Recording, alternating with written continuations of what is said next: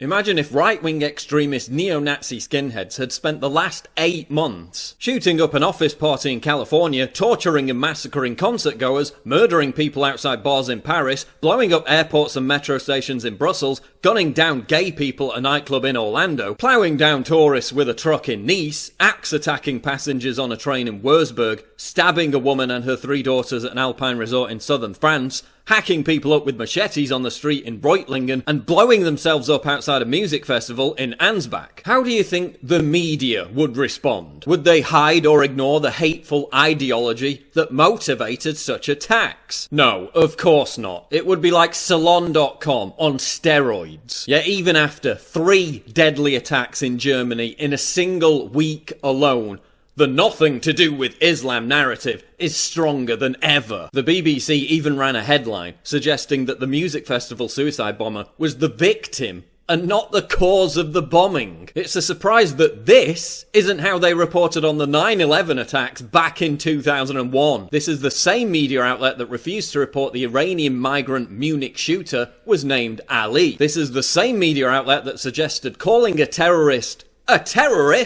or an Islamist was politically incorrect. If we can't identify the problem for what it is, how do we even begin to tackle it? Our media and political establishment is more concerned about people being mean to Muslims than the fact that European streets are running with blood several times a week now because of violence committed by Muslims. I predicted that Germany was next in line for a fresh bout of cultural enrichment. What I'm predicting is this is going to happen in Germany.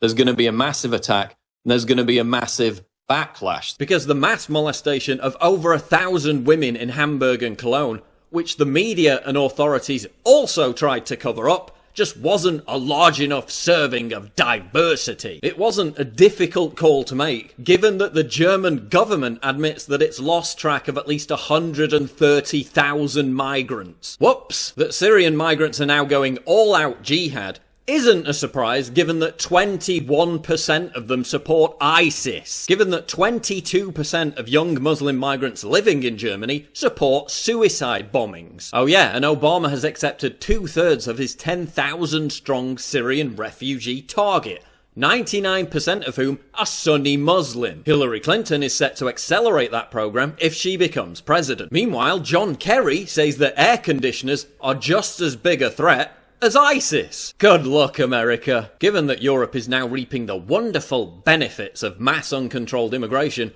I have to make one of these videos every single week. You're probably sick of hearing me say the same thing, and quite frankly, so am I. So I'll leave you with the words of Stefan Molyneux. When is this going to stop? When are political leaders going to be held accountable for their decisions, the decisions that they themselves rarely have to live with, but the average citizen does? Because the blood flowing through the streets of Germany, France, Belgium, the United States, and many other countries has grown from a trickle to a steady flow. Over time, it may become deep enough to form an ocean, wherein your civilization, your freedoms, your savings, and your children may drown. You cannot, you must not let this stand. You can make a difference. You have a voice. Your peaceful action is required now. Nothing is a higher priority than preserving your culture, your freedoms. Your ancestors fought to liberate you and keep you safe and free. Your children, born and unborn, rely on you for the same duty. Do not fail them.